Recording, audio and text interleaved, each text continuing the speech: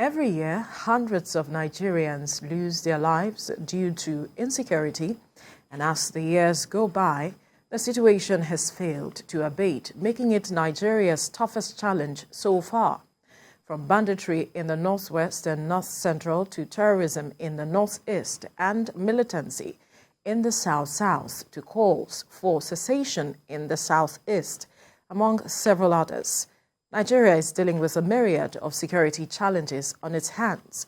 It is on this premise that the Catholic Bishop of Sokoto, Bishop Mathew Kukah, is sending a strong message to the incoming administration of Mr Bola Tinubu.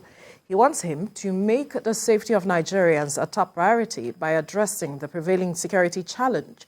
He also wants the president-elect to push for the reconciliation of Nigerians divided along ethnic lines by events leading up to and after the 2023 general election.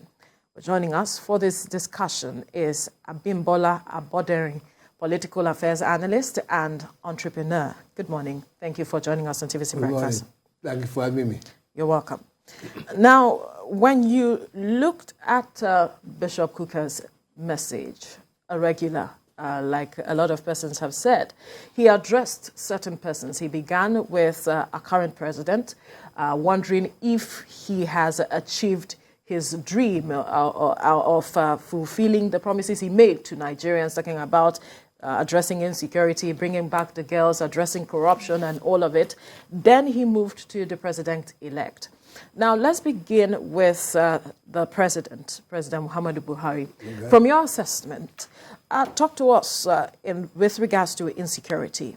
Would you say that the president has been able to move us from where we are in 2015, because that was the response one of his aides gave, that Nigeria is not where we used to be in 2015, or before 2015, rather? Well, thank you very much, because I happen to be more or less a defense expert. I studied in America for my master's degree, and California. I came in to Nigeria and I went to defense. People like General Babangida, we can say it, General Agwai, General Kaziri, AVM, Admiral Fingesi and all that, Admiral Yako. I spent a lot of time trying to make Nigeria strong. Because we need to be strong. If you proclaim to be a leader, you have to be strong. So I introduced so many things to them. But at that time, I guess, people were not ready for what I was thinking, However, I think President Buhari probably tried the best. But we need to, there's a lot we need to do in terms of, we have to put radars all over the place. How do you mean? Radars will detect whoever comes in, whoever goes out. Surveillance radars. Radars will go over the place. I took them abroad a lot of times to observe, air defense system. So radars, and then you have anti-aircraft guns everywhere, and all over, including the airports. So we know who's coming, is going out. So I guess if those things are done, a proper air defense system, and also these things, people they stealing them oil. If you have submarines in the Navy, which I took them, General Yako and all of them, Abdul Yako, all of them to Germany for. But you have to put a proper air defense in place. That's what we have to do first if you want to have security. And then the issue of poverty. Because there are so many people suffering in this country. So if you give a man 5,000 naira to carry a gun, you carry a gun. So we have to identify, the problems, which I think is poverty. You have to look at it and see what we can do to minimize the suffering in this nation before we can have a good security. Right. But the priority, just like Bishop Kukah said, is not infrastructure, but and the likes, but security. you agree that, all across the country, there are, pockets, alarming, rates of insecurity. Only moments ago, we were speaking about the relentless killings in Benue State, for example. In addressing the issue of security or insecurity in this context now, what areas do you think the incoming administration should also do to tackle this head-on? Like I said before, you have to make the armed forces very strong first. And then you want to identify why are people doing this. Nigeria was not like this before. What I think about is there's so much poverty. People are stealing so much money. Each time I hear hundreds of billions of them are missing, maybe they are not accounting for it. It is very sad. Yeah. So when a lot of money like that is, everybody here eats, and they feel very angry, and they can't even eat. Nobody's doing the manufacturing anymore. So we need to put out everything before we can do anything. We have to make sure that we take care of the masses, particularly the youth. There's nothing for them. We have to encourage Nigerians to bring money back. The money they're taking abroad, there's no need taking money abroad. Nigeria is very important. And then people don't respect you if everybody else is poor and you have money. They think they laugh at you abroad. I studied A-levels in England, first and second degree in California. And I traveled in California. It was beautiful, but Nigeria is almost equally beautiful.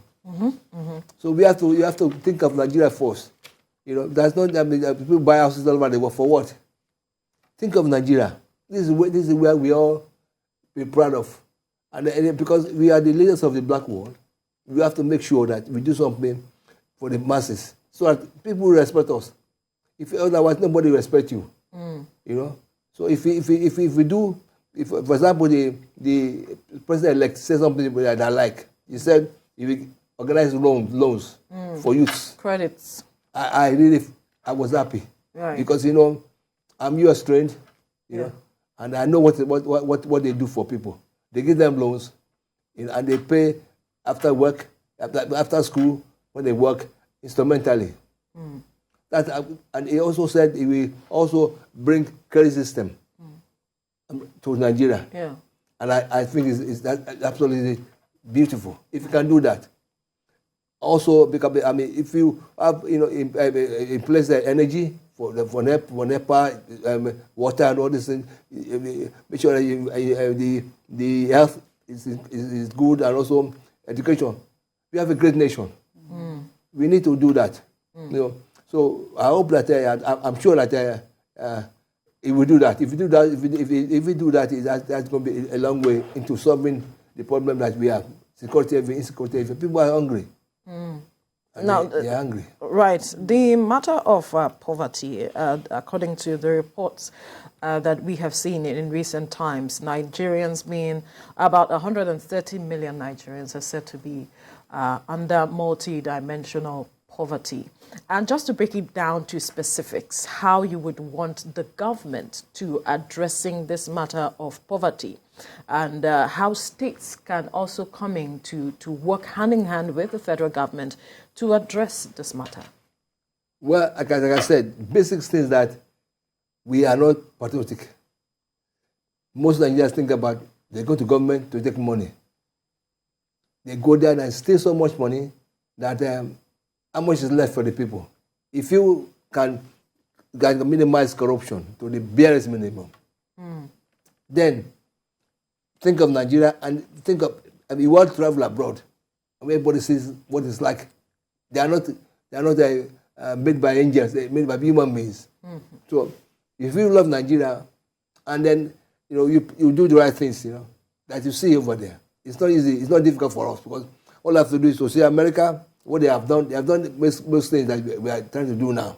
But that doesn't mean that you have to take everything that they do. Some things that it doesn't fit for us. But however, if we look at them and look at the areas we can copy, particularly in areas if we have light now, it will go a long way. And it will make people, and then have water at home. And then manufacturing, encourage manufacturers. And the students, the young people, there's nothing for them. We have to do something for them, urgently. We have to make sure that these loans and everything they arrange for them. It will go a long way. And the states must also do the same thing. There must be love for the nation. It's not just it's my turn to make money. It's absolutely absurd. They said America call us unbelievable corruption. It's too much. We have to stop that. It's not too late. I appeal to Nigeria to please try and bring money back, and don't go there for money. Go there for the love of nation. Think of what you can do for Nigeria, not what Nigeria will do for you. All right, a very good point there. You have traveled around the world, and you decided, Nigeria is home. I need to come back to Nigeria. But we have a situation where a lot of young persons are japaing as it is. Nigerians are leaving the country. They are saying that there is nothing here for them. They want to go out there because they feel they have something there. Stemming from your experience, talk to us what Nigerians should understand with regards to you going out there, whether it's a tea party or not, and what it is here that made you decide, you know what, I've seen it all, I'm deciding to stay back home. Well, thank you very much. You see, you can't blame them when there's nothing for them. Everybody trying to run out of the country because these generations, they are not planning for the young generation, the next generation. And in America, they plan for so many generations. You have to plan for this generation. It's a pity that they have to leave. But like I said, it's not too late. I decided to come back home to also contribute to the development of this country. My late father, my uncle, my family, they all did their own best. And my friend fella, And I authored a book called Democracy and the Untold Story of June 12. I was with Abiola. We did so much, And patriotism is very important. If we, for example, in the 80s, I went on my way to arrange loans for Nigeria in 1983 in the World Bank. Dr. Chu Okongwu was the Minister for Finance. He can witness to it. I took my friend, a German guy, to him, and we helped to arrange it in 1983 for no reason, for just for Nigeria. And I put in the best show called the Source Bash, 88, for Nigeria to see the best musical show featuring Fela, Sonny, and everybody else on other African countries. But coming home is very important to me because I went to school in America and England, and I made friends who are from prominent families, like me. I was the only person at that time in the 70s that was able to show them that, hey, we can do it too. They say, who is this guy? People say, Nigeria is a very rich country. People don't have, but there's so, I said, we exchange phone numbers and addresses. Like a guy called Aziz Miladen. They are the British family in Saudi Arabia. I have friends from Japan, Paul, whose father was in a diamond dealer, and I also have people from Indonesia and also from Singapore. So we are friends, and we decided to go to our countries to make our country better. Unfortunately, the plans we have for Nigeria wasn't. Nigeria is not ready for it. How do you mean? For example, I told you about defense. All the things I did in security, critical. Security, very important. You have to make a strong army and then take care of the masses. For example, I think there's one guy that I tried to bomb a plane, a Nigerian guy, at one time. So Americans were laughing at him. They said it's fine, rich. I said, fine, it's rich, fine. The people are poor. They laugh at us when you carry your money abroad. Put it here in Nigeria. You can travel or time, take some money, but not that time. Not that time. Take all the money. For example, a long time ago, I went to Dubai. And after the shopping mall, I came out. No taxi wanted to take me because I was black. They didn't know that I put a black man is there. They don't know.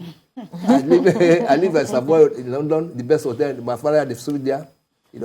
He was very close to him. Imam Chief Awolowo did a lot. He was a member of Parliament in 1952, 53. Then he was a member of the three-man delegation to Queen's Oration in 1953. It's like Kashin Ibrahim, and so there are three of them, but the one chosen. And nobody know. He was a quiet man and was one story hero. He was the one that founded people like Tower Aluminium. So I had a very beautiful upbringing. But then, I'm a black man. Because my people are not serious. Let us be serious. We have God has given us leadership in Africa and in the world. Look at China. Look at South Korea. Look at Singapore. They are all doing well. China, at one time, we are almost at the same level. But we are busy stealing money. Everybody wants to be rich. Right. Yes. So, but let us also look at present-day Nigeria now, as you compare life as a Nigerian then and now. And yes, the syndrome of Nigerians living in their droves, is a reality now.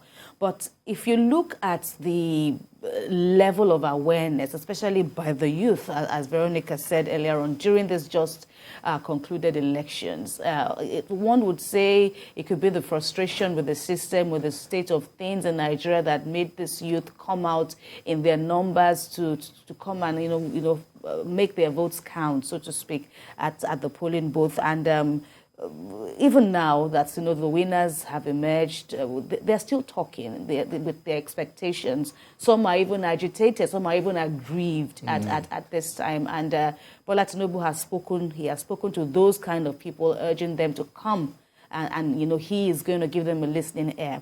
If you can do a post-mortem of that times of the election preparation and after, and now that an incoming administration is already here, what do you think? How do we channel this energy?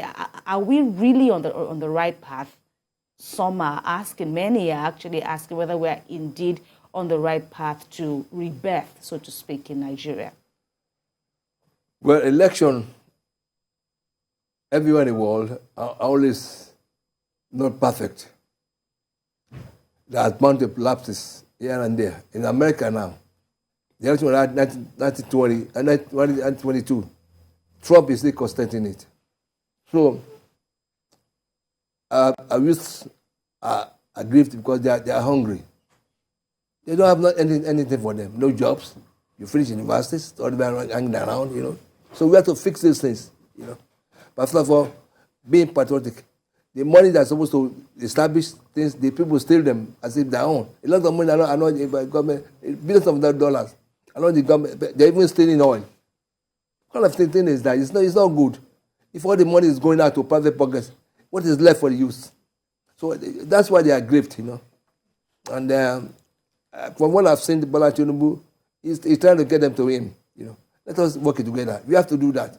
We don't have to let everybody else know what we are doing in Nigeria. So we have people, elders and smart, young, brilliant people who can solve our problem. Let us dialogue among ourselves. I grew up in this Lagos, and Lagos is a cosmopolitan Yoruba city. But then it's cosmopolitan. My mother's side, even I'm very proud of it because it is biggest in Africa. But then my mother's side, they question their worries. So I grew up with my grandfather, my mother's side, and I saw everything. My grandfather, So at that time, people, Lagos was full of mostly Yorubas, But then people started coming in, and it's nice. You can't clap with one hand. So we clap together. We work, we live together, and we solve the problem together. When I was in England doing the level, there are two guys from East, and nobody asked if from East or West. They say you're Nigerian, it's a Nigerian. So let us work together, because we have a lot to contribute. Both our brothers in the North, all over the country, it's our turn to make the world know that black people can do it. But if you don't do that, people start running out of the country. It's very sad to see people dying on the sea. People dying in the deserts. Yeah. All over the place. Seeking a better life. Yeah. Better life. Out there, yeah. If you have a good life, nobody wants to leave Nigeria. Even if you travel abroad, you see Nigerians they're not happy where they are. Most of them are not happy. Except maybe doctors and lawyers and maybe doctors and nurses. But most of them are just there. They are so frustrated. They are suffering. But home is the worst. Because those people, they take care of the poor. That's what we have to do. We have to make sure that there are jobs, to give people. People have to encourage them to manufacture. stop taking money out, invest in Nigeria, and build, a great nation for the masses and for the youth, so they cannot be aggrieved anymore. Right. Now, there has been calls with regards to this matter, talking about returning towards the path of healing because of the level of divisiveness that we have seen. We've seen politics of identity, you are this religion. You're from this ethnicity and all of that. But a majority of Nigerians are saying the president-elect has to work on we all uniting as a country to achieving a good purpose. And here there has been calls for a government of national unity. But then he has said he's looking at a government of national competence. Now, I wonder how, from your point of view, this will put us on the path of healing as a country. Well, competence is very important, because if you're not competent, you cannot perform. But at the same time, I believe that they have competent people all over Nigeria. We should try as much as possible look at identify people who are competent, particularly the youth. We should have a such university whereby all these people who are brilliant in sciences, can go there. If you listen, a young boy, a girl good in mathematics and physics and biology, chemistry, get them young, and encourage them, treat them nice. Let them be able to bring something for Nigeria. We have to do it, because if you don't, God Himself will be angry with us. Because He giving us everything. Look at people like other countries; they don't have what we have. Look at the Benin; they are countries too, but they have so much oil and gas, natural resources. At one time, I was the first deputy DG for Solar Minerals Association of Nigeria. We tried to promote solar minerals, but people were just laughing. There are so many solar minerals in Nigeria, and people are taken away from Nigeria. They say Nigeria knows book, doesn't know solar minerals. So there's a lot of things. We have to diversify our source of income and stop stealing. I'm sorry to say, I think a lot of money is being given to the National Assembly. It is some of the money. Why should they give a legislator money to go to do projects again? Yes, it's not right. I'm sorry to say. It's your opinion, so you don't have to be sorry about it. Yeah, I just feel that they should think of Nigeria first. Not what, how much money, how long are we going to live on earth? As a person, you will die. If you leave the money for kids, they will probably squander the money, take drugs, and then other people continue to laugh at Nigeria. It is not too late. We can do something now. It's never too late. Please, let's make Nigeria great. But what are your expectations now that the attention has shifted from the polls to the courts? And we're talking about a personality like Bishop Kukah, who has also, had a thing or two to say about the judiciary, how crucial their role is now. Some have said the judiciary has become politicized. Judgments that come out of, especially judgments of this nature that could determine the fate of the country, so to speak. What's your expectation, now that, judges will have to, determine this crucial issue of whether indeed, for example, now Bola Tinubu merited the victory given to him by INEC? Well, I think that I have faith in the Nigerian judiciary. I believe that they do the right thing. But I don't know. Look at the results that came out. Because I've been in politics for a long time. I read a book on it. So if there's any rigging, a person cannot rig election and then lose his state. Like he lost his state. Yeah. Buhari lost his state. Yeah. Chairman of the party lost his state. And also this other guy from Kaduna. El-Rufai lost his state. So I don't know. From what I've seen, it looks like it is okay. But then, it is good that people go to court, and then I'm sure the courts, they'll be able to listen to everybody and come out to the right decision. But we must not waste time. I think we are wasting time too much now. We need to do fast so that we can move on. I think I don't know. Bola Tinubu, for what I've seen in Lagos, they have done well. That, I mean, you can look at after him that we put in so many people who are able to do something for Lagos. I believe that if they give me a chance, but it all depends on courts now. But I believe in them. I believe that the justice will be done. Now, stemming from the statement you just made, talking about the president-elect and his legacy or track record of what he did in Lagos State, especially with appointment. Now, we have seen, some names being bandied around as persons who will be part of his cabinet and all of that. But what are your expectations with regards to those he will bring on board in his cabinet? I don't know. It's based on him. Mm-hmm. He knows what he's doing. But you have expectations. I don't know about that. I believe that he should make sure that he gets the right people who are patriotic. That's very important. Who don't go to government because of money. You go to that to make a difference.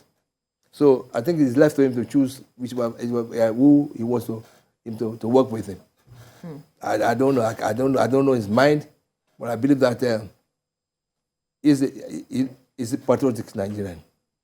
And he will choose the right people. But like I said, everything belongs to the courts. I believe in judiciary. I believe that justice will be done. So that, and then, other people, we work together. Because we need to work together. We are one country. I don't care where you come from. What do you think is making it so difficult for us to see one another as one? Well, it's all over the world.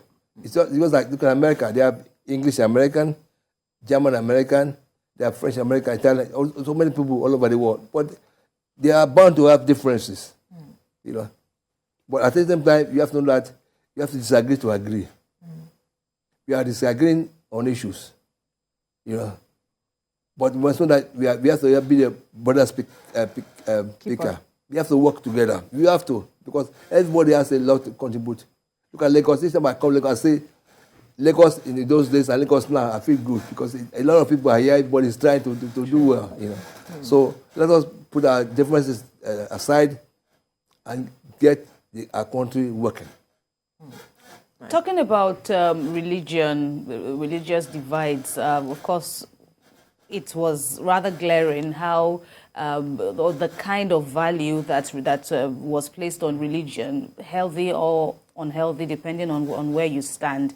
But as we try to heal, as the nation begins to heal, how do you even view the involvement of religious leaders, for example, in the polity? On the one hand, people are saying we don't even have enough of these people. We need more of them, in governance. Let them come in and, play their part. On the other hand, some people believe that we're even seeing too much of them. They are speaking too much. They are determining who becomes or who should become the president. They shouldn't be given that much power. For. Yes, and some are even telling their people who to vote for. When you look at the value of religious leaders, where do you think we may have missed it, or are we on the right path, or what they're doing, is it all wholesome? What do you think, really? Well, in my opinion, we are all serving one God. Just one God. Whether it's Christian, Muslim, we are serving the same God. So religion should not even be a problem for us. I'm a Christian, I'm a Catholic, but I can pray. I've prayed in a mosque before. And I do that, It's that one God. If you look at the Bible and Quran, it's almost the same. It's the same, except maybe we Christians believe that Christ was the Son of God, and the Muslims believe that he was a high prophet. So everybody has that. God knows who is worshiping him. But however, we should let the religion come in. Religion should be separate from politics. Whoever it takes is just it's simple. It's a Nigerian. Whatever you keep putting into it, just make sure that person does his work well. That's what we want. I don't think religion should be a problem for us. We should not let it come into politics. So what would be your advice to religious leaders, keeping it simple? At least, have we learned, or do you think that we have learned our lessons now as a nation, And what would be your simple advice to religious leaders moving forward? Well, my advice is that we should know that we are serving the same God, like I said before, and we have a long way to go, because I listen to people talking about religion. Religion is not a problem at all. If you not come into politics, we should continue to worship God. I look at in Senegal. I had Christian and Muslim, they work together. In Senegal, I was so happy, I was so impressed. That's what we should do. If you put religion aside, let everybody work. We are serving God. This religion came it's from abroad to us, and we embrace the Christian and Christianity and also Islam. It's all the same. All right. Most families around here have Christian and Muslim in their families. So we are one. We're one. Yeah. And we hope that we see each other as one. Yes, better. Moving forward. That will move. Now, quickly now, just to wrap things up, at the end of the day, what would you expect, or how would you expect the president-elect to hit the ground running? What is the first thing you expect him to address as he comes in?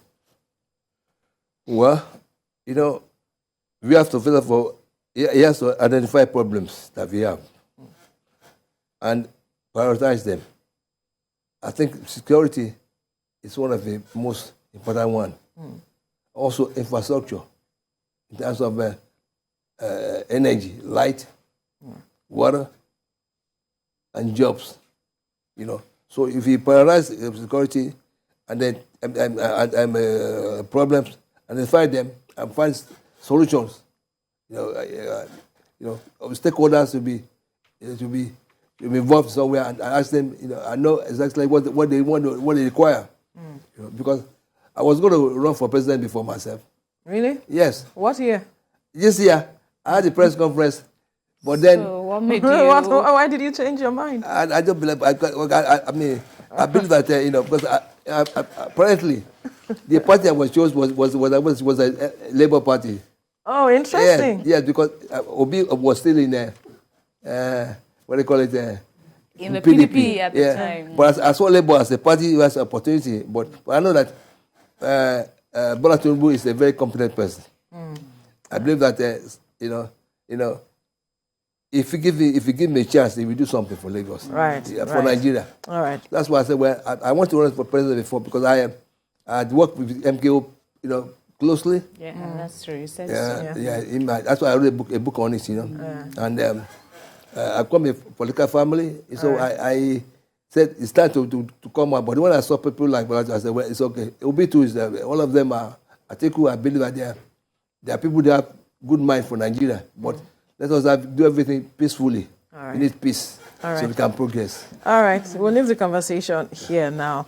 Abimbola Bodering, political affairs analyst and entrepreneur. Thank you for your time on the program. Thank you very much. Thank you very much.